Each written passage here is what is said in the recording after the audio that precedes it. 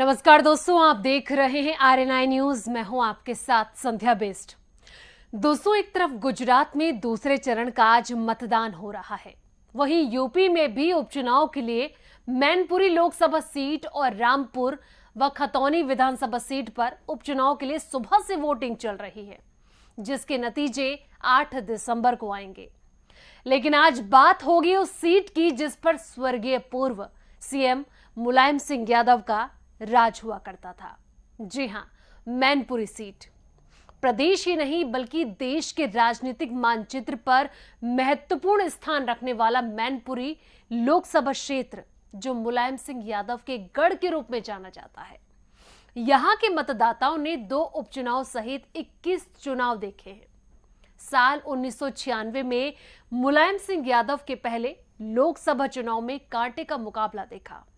फिर उसके बाद केवल पर्चा दाखिल कर सपा प्रत्याशियों के सांसद बनने के दौर के साक्षी बने। विरोधियों को अधूरे मन से चुनाव में उतरते देखा, लेकिन इस बार जैसा चुनाव तो कभी नहीं देखा होगा। पूरे चुनाव में 1-2 सभाएं करने वाले सैफई परिवार ने इस बार गांव-गांव की दौड़ लगाई। सपा मुखिया अखिलेश यादव और परिवार के अन्य सदस्य रातों दिन वोट मांगते नजर आए और इसके अलावा पहली बार बीजेपी ने यहां जीत के दावे के साथ अपनी पूरी ताकत झोंकी। मैनपुरी लोकसभा सीट के इस उपचुनाव में खुद मुख्यमंत्री योगी आदित्यनाथ ने कई जनसभाएं की। दोनों उप मुख्यमंत्री ने 2-2 दिन यहीं पर जो अपना डेरा था वो डाल के रखा हुआ था और कई जनसभाएं की। बीजेपी की सभाओं में उमड़ने वाली भीड़ सपाइयों की धड़कनें बढ़ाती रही। स्थानीय नेताओं के साथ दोनों दलों के दर्जनों माननीय दिन रात वोटों के लिए लोकसभा क्षेत्र की खाक छानते रहे। ऐसा राजनीतिक घमासान मैनपुरी ने पहली बार ही देखा होगा। वहां की जनता ने पहली बार ही देखा होगा, क्योंकि वहां पर जो वर्चस्व था वो मुलायम सिंह यादव का रहा था, जिसके सामने बीजेपी भी अपने पैर पसारते हुए 10 बार सोचती थी। लेकिन इस बार बीजेपी फ्रंट फुट पर नजर आ रही है, जो राजनीतिक इतिहास का एक बड़ा अध्ययन बनने जा रहा है। अब बात करेंगे कुछ ऐसे अनसुने किस्सों के बारे में भी जो शायद आपको पता ना हो। तो 1996 में पहली बार मुलायम सिंह यादव इसी सीट से सांसद बने थे। राजनीति में मुलायम सिंह यादव के उदय के बाद से मैनपुरी लोकसभा क्षेत्र में उनका जो प्रभाव बढ़ना आरंभ हो गया था। साल 1996 में जब वह पहली बार सांसद बने तो फिर सपा ने ऐसा वर्चस्व बनाया कि बीते चुनाव कोई अन्य जीत की दहलीज तक नहीं पहुंच पाया। जब भी चुनाव हुआ, मुलायम सिंह यादव की चंद जनसभाएं और परिवार के अन्य सदस्यों की 2-4 बार आमद की जीत सुनिश्चित कर देती थी। मतलब उनका जनता के बीच में जाना ही उनका जो एक धाक रहती थी, वो वहां की जनता के दिल और दिमाग में रहती थी और उनका प्यार ही उनको इतने आगे तक लेकर गया। साल 2019 के चुनाव में जब मुलायम ने उसे अपना आखिरी चुनाव कहा था, तब तो मुलायम सिंह यादव पर्चा भरने के बाद केवल एक जनसभा में आए थे। लेकिन उनके ना रहने के चलते अखिलेश यादव की पत्नी डिंपल यादव को प्रत्याशी घोषित करने के बाद सपा मुखिया अखिलेश यादव ने पूरे चुनाव की जो कमान है वो खुद अपने हाथ में ली और लगातार प्रचार करते रहे। लेकिन मीडिया की नजर इस बात पर भी टिकी थी कि आखिर चाचा शिवपाल यादव का क्या रुख होगा। लेकिन मुलायम सिंह यादव के देहांत के बाद चाचा शिवपाल यादव के साथ अखिलेश का जो मिलन था वो सुर्खियां बटोरता रहा। मतदाताओं को अचंभित करने वाला यह घटनाक्रम यही नहीं थमा। खुद अखिलेश, डिंपल यादव सहित पूरा परिवार गांव-गांव, घर-घर वोट मांगने पहुंचा।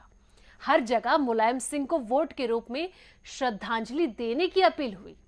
ऐसा प्रचार अखिलेश यादव ने करहल विधानसभा सीट पर अपने खुद के चुनाव में भी नहीं किया था। बीजेपी ने अखिलेश यादव के इस बदले अंदाज को भी प्रहार का हथियार बनाया।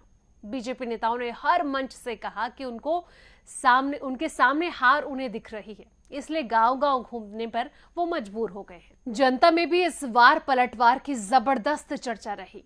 दरअसल बीजेपी ने इस बार मैनपुरी के चुनावी इतिहास का सबसे जबरदस्त प्रचार किया। इससे पहले बीजेपी का ऐसा प्रचार कभी देखने को नहीं मिला था। मुख्यमंत्री, उप मुख्यमंत्री, केंद्रीय मंत्री सांसद विधायकों की बड़ी फौज बीजेपी ने लोकसभा क्षेत्र को मथने में लगा दी थी। इसके चलते ही अब बीजेपी और सपा के बीच जो कांटे का मुकाबला होना तय माना जा रहा है।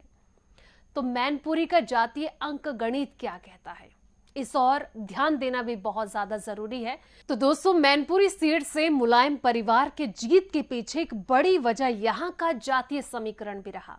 17 लाख से ज्यादा वोटर्स वाली सीट पर सबसे ज्यादा करीब 35% यादव वोटर्स हैं।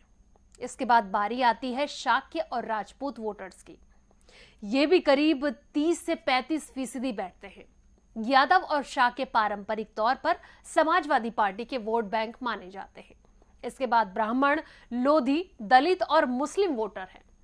आंकड़े बताते हैं कि मैनपुरी सीट पर मुलायम सिंह यादव को 60 से 62% वोट मिलते रहे हैं। ऐसा ही नहीं है, बीजेपी ने मैनपुरी की महाभारत को जीतने की कभी कोशिश ही नहीं करी। मैनपुरी में मुलायम के वर्चस्व को तोड़ने के लिए बीजेपी ने हर बार जातीय समीकरणों के साथ उम्मीदवार उतारे, लेकिन कोई कामयाबी बीजेपी को नहीं मिल पाई।